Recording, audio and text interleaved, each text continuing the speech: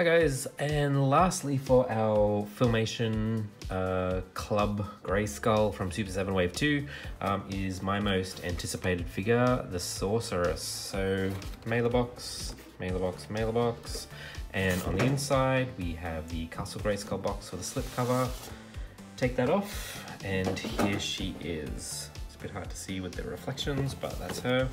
There is a bio on the back. Windows on the side and front, but she comes with two heads, Zoor, and some wings. So let's go ahead and get her out of there. Okay, here is the Sorceress out of her box. So first up, she comes with Zoor, who actually looks like he's just been lifted straight from an animation cell. He's got that weird hunchback, those big gigantic turkey legs, and he comes with this little stand. Now the stand actually has two pegs and he has some holes under his feet. Now the stand is painted, so it's kind of a little bit tricky to get the stand on the first time. Since he's been on there, he's on there fine now, but yeah, I think the layer of paint may have made those little nodules a little bit thicker, so it was kind of a little bit tricky to get them in the first time, but if you're just careful with it, you should be able to get that in eventually. So that is Zoor, and those clips work really well.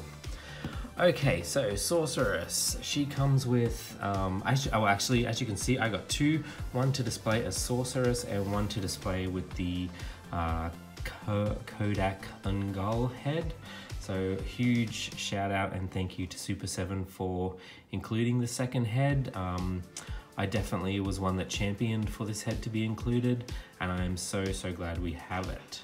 I've actually sent, if you follow me on Instagram, you know that I usually get my female figures repainted. So I've sent these two off to be repainted just because Sorceress usually has just plain black eyes in the Filmation show, and this one, Kuduk Ungol, is not very aged. She's supposed to be an older lady, but she doesn't really look that much older. So I've sent them off to be repainted. Once they come back, I will definitely do another review and show you how they look.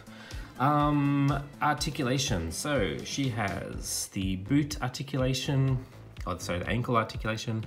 She has a boot cut. It's a little bit stiff. I think there's a bit of paint stuck in there, but she is able to be turned. She has knee, hip. She doesn't have a ball joint, she only has outwards. So she seems to have the shorter leg pins, which is nice. You know, Teela suffered from the longer leg pins, so that's really good.